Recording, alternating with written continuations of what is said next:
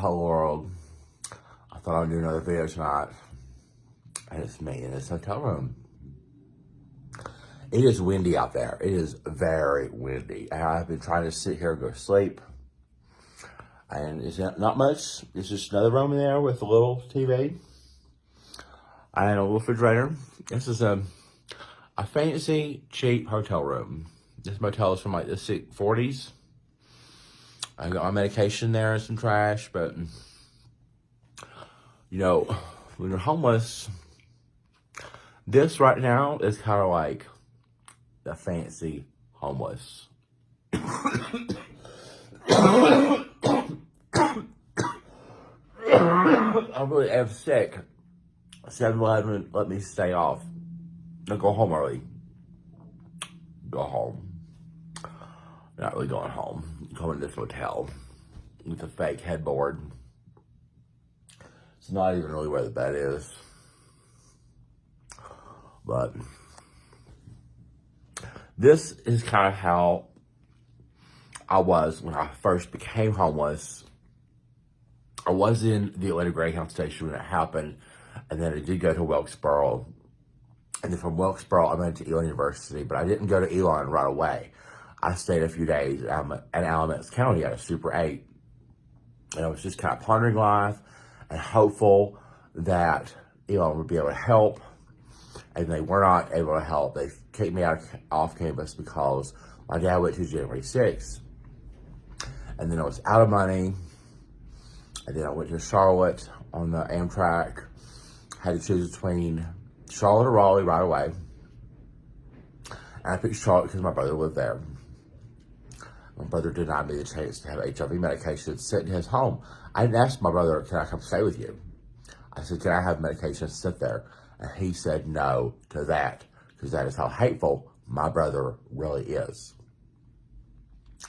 So then I was at Super 8 for like 2 more nights in Charlotte, and then I completely ran out of money. And then I went to the hospital for suicide. Hurricane Ivan, I think, was on the way. And I thought when I got out of the hospital, I would just be a homeless person with a brother who wasn't homeless in the same city. But the Charlotte people at the hospital said, since you have an eviction hearing in Denver, we can get you a Greyhound ticket and send you back to Denver. So that's what happened.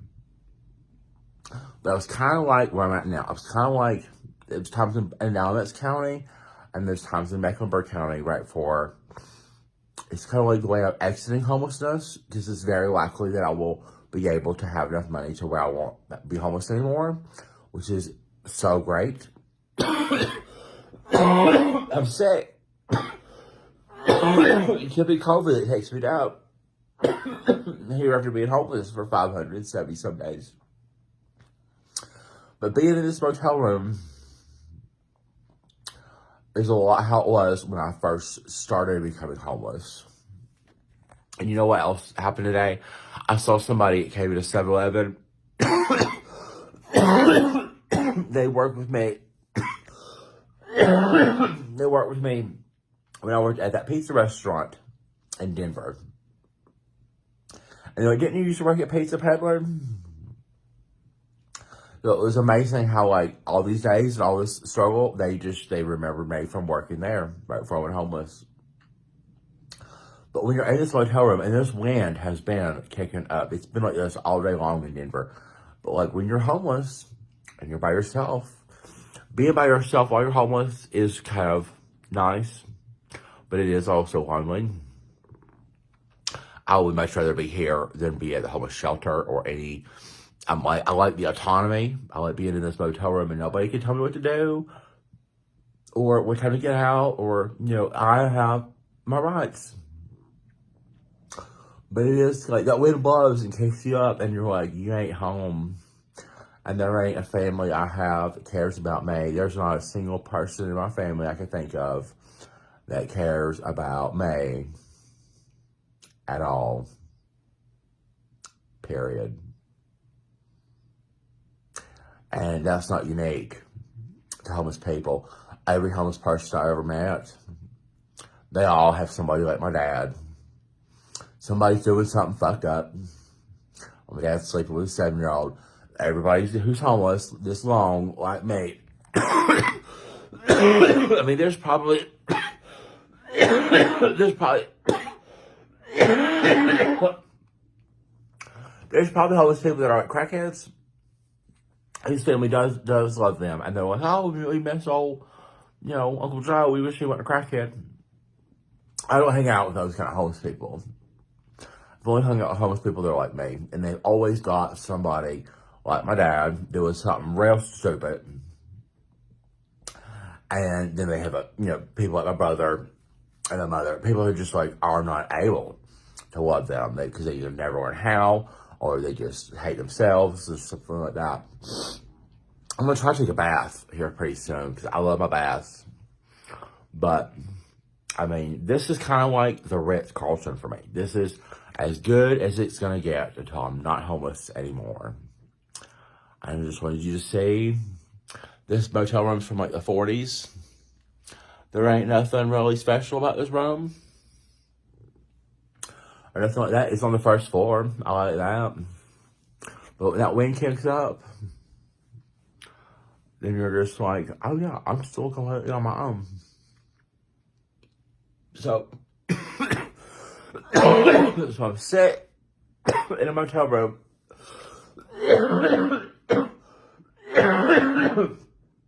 I'm working at a minimum wage job.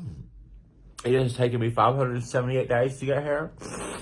I have a $166,000 education.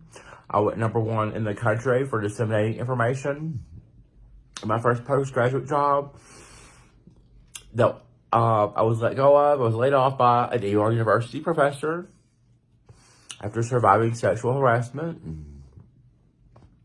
And then I was at West Virginia University project director. I don't have any sort of like, oh, I wish I didn't make the right decision, or I wish I made the right decision. I don't have any like bad choices that I made at all.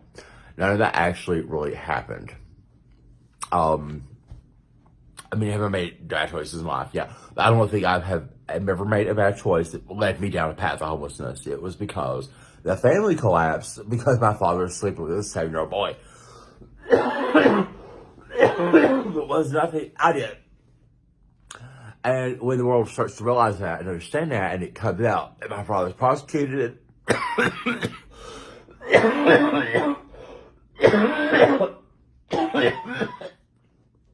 and I was just be in a better place. But I wanted you to say, this is my motel room.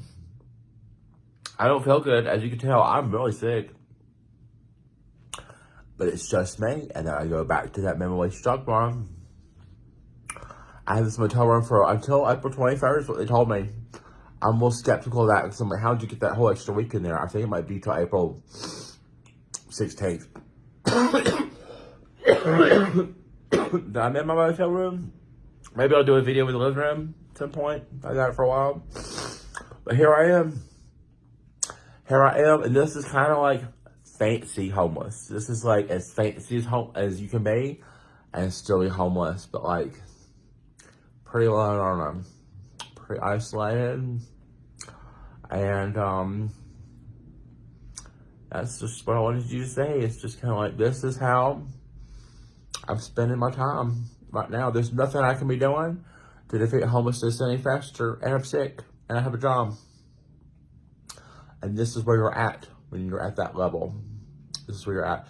Very, very strange how similar it is to how it was. Like, I've got food, I've got money.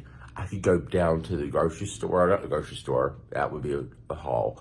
I can go down to the 7-Eleven. There's another one right here. Or Circle K. I can go and get snacks. I've stayed in this motel room before. I had no money, no SNAP. Right now, I still don't have any SNAP until the 6th. I could still go, and I have like liquid cash where I could go get things. I don't need anything right now, but if I did, I can go get it. And it's kind of like, that is how I became homeless in a lot of ways. And it's how I'm leaving homelessness. So that's what this video is about. Hopefully, there's no reason I shouldn't be able to not defeat homelessness here very, very soon. So I'm very hopeful of that. This is overall a positive video, but it's still an isolating experience when you're homeless. What can you really do? Can't do anything more than you're already doing it.